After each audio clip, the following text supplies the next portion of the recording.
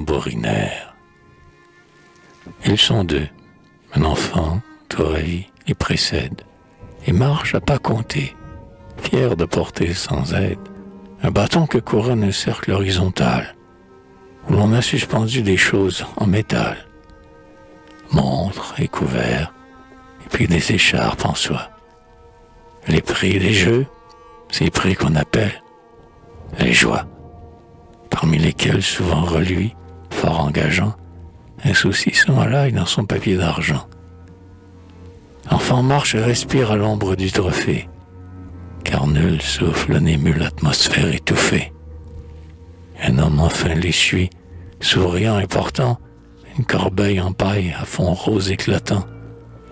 Dès qu'ils ont pénétré sous la large avenue, ils entament l'air gai d'une danse ingénue, qui s'avance et qui fait sourire encore parfois, la gueule sur les carreaux tambourinant des doigts.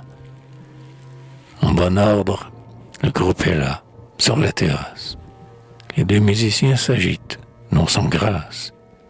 Chacun d'eux frappe sec le vibrant parchemin. De la main droite et fait jouer de l'autre main, en soufflant de tout cœur, la musiquette vive du galoubet qui n'est qu'une flûte naïve. Long cylindre léger, le tambourin tremblant, sous la baguette noire au bout d'ivoire blanc, suspendu par sa corde au bras qui tient la flûte, à chaque coup frappé résonne une minute. Il frémit tout entier en de profonds accords, suit la flûte en sourdine et marque les temps forts, et cela fait un bruit de ménage en querelle. Deux voix parlent, tantôt c'est lui, tantôt c'est elle, qui domine, disant « Mais qui commande ici ?» Et chacun tour à tour, par un mot radouci, honteux d'être méchant, avec tendresse implore. Et l'un sait tue déjà que l'autre gronde encore. Ainsi le tambourin vibre encore à la fin, quand le flûte a jeté son cri suprême et fin. Les enfants tout joyeux, les servantes alertes, paraissent les premiers aux fenêtres ouvertes. La dame vient ensuite, et le maître du lieu. Le porteur de corbeille alors, grave au milieu du groupe pavoisé des pieds jusqu'à la tête, demande quelques sols pour les frais de la fête. Et tend, d'un air ami, sa corbeille en avant, dont les rubans, drapeau mignon, vibrent au vent.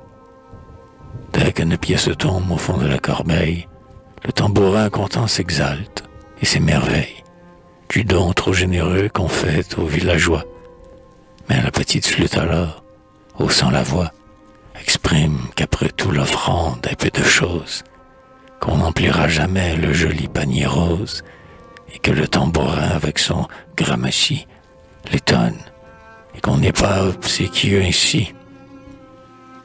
Le tambourin répond « Paix, paix, petite folle », et voulant tout prix lui couper la parole, il redouble d'entrain et force les accords, puis, lasse enfin, s'éloigne. Et l'on entend alors décroître à travers champs la charmante dispute du tambourin qu'on sait l'amoureux de la flûte. Les quêteurs de ce pas vont chez le paysan, qui, les voyant venir, se dit « Allons-nous-en » et monte à la fénière, odorante et s'enferme. Les demandeurs sont là, debout, devant la ferme. La querelle éternelle et tendre va son train, d'où la flûte bavarde avec le tambourin, et les musiciens marquent le pas sur place. À force de souffler, le sang monte à leur face, et tout suant, gonflant la joue, ils font si bien qu'ils excitent les cris éclatants du gros chien, qui, toujours aboyant, la gueule toute large, puis s'approche, recule et revient à la charge. L'enfant, qui n'est plus fier, tremble de tout son corps, et le musicien s'épuise en efforts. L'enfant crie en pleurant, et l'homme au panier rose, avec de gros jurons, heurte à la porte close, pendant qu'au fenestron, c'est obstrué de foin, de ce vacarme affreux et qui est joyeux témoin. Ça tient quoi? Si content qu'il en rit en silence. Le fermier, qui maudit les impôts et la danse, et sous du foin qui bouge on pourrait entrevoir, malin et tout brillant de plaisir, son œil noir.